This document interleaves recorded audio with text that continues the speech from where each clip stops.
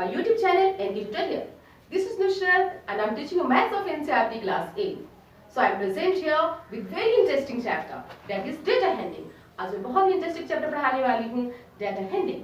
So this is our actually introduction class, introduction of data handling. Just try to understand it. समझने की कोशिश करें कि what is data handling. सबसे पहले हम जानेंगे कि डेटा किसे कहते हैं. ओके, तो you no data means data क्या है. It is a collection of any information. कोई भी इंफॉर्मेशन को अगर हम कलेक्ट करते हैं that is called data.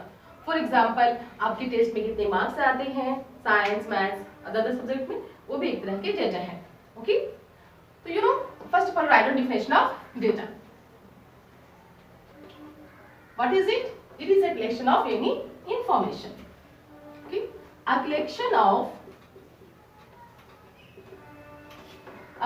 of any information. A collection of any information is data.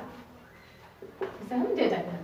You know, just look here, and the way we handle the data is called data handling. जिस तरह से हम data को handle करते हैं उसे हम कहते हैं डेटा हैंडलिंग. मीन्स जिस तरह से हम डेटा को मैनेज करते हैं. Management means handling. तो the management of data is called data handling. Okay, just you know अब क्वेश्चन अराइजेस कि डेटा को हम कैसे रिप्रेजेंट करते हैं. ओके, तो डेटा के रिप्रेजेंटेशन के लिए हम ग्राफिकल वे यूज करते हैं. Means data is represented graphically. Data को हम ग्राफिकली रिप्रेजेंट करते हैं. Okay, data is represented graphically.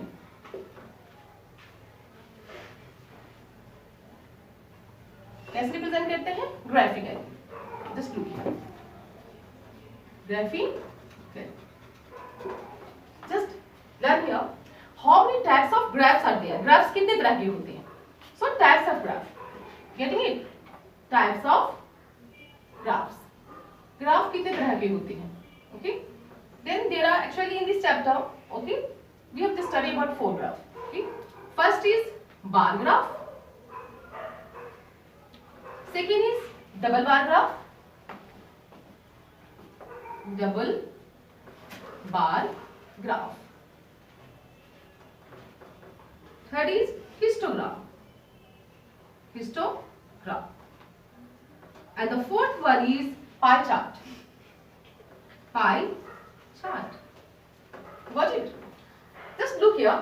Now you want to know that what is bar graph. Bar graph में हम क्या करते हैं? Just look here. Bar graph में जस्ट वी नो हम ग्राफ को सिंगल रेक्टेंगल से रिप्रेजेंट करते हैं. सिंपल बार से रिप्रेजेंट करते हैं. Okay, just look here. This is bar graph. Bar graph. Okay, तो बार ग्राफ को रिप्रेजेंट करने के लिए हम सिंपल बार्स को यूज करते हैं. मींस रेक्टेंगल्स को यूज करते हैं. Okay, but you know rectangles की विड्थ जो साइज होनी चाहिए वो इक्वल होनी चाहिए. Got it? Next is double bar graph. Double bar graph. This is also represented by bars, means rectangles, but इसमें double rectangles होते हैं. Okay? Getting now?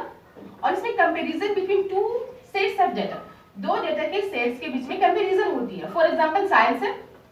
Science unit test में आपने इतने मार्क्स लाए, साइंस की यूनिट टेस्ट 2 में आपने इतने मार्क्स लाए, तो कंपैरिजन कर सकते हैं.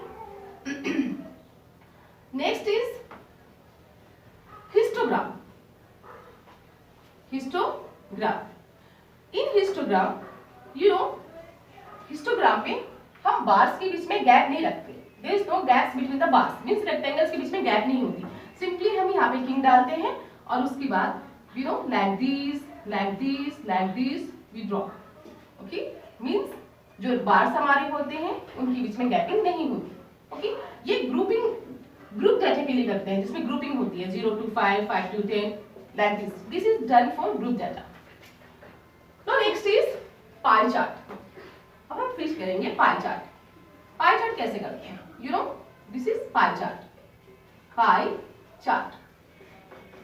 Okay, pie chart is also called circle graph. Pie chart को हम सर्कल ग्राफ भी कहते हैं और circle graph. Circle graph.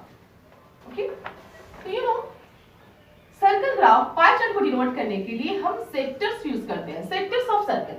Circle को पार्ट में डिवाइड कर देते हैं। जैसे फॉर एग्जांपल अगर आपको सपोज दिया 3 सीजन समर विंटर रेनी, 50% लोगों को समर सीजन पसंद है तो ये हो गया सेक्टर हाफ ऑफ, और 25% लोगों को विंटर और रेनी पसंद है, तो this is winter, this is rainy and this is summer.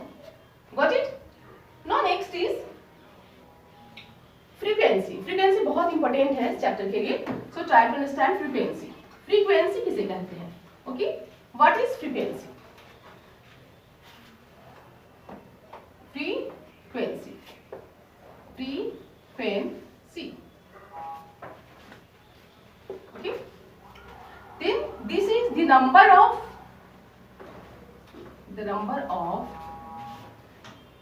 entry, the number of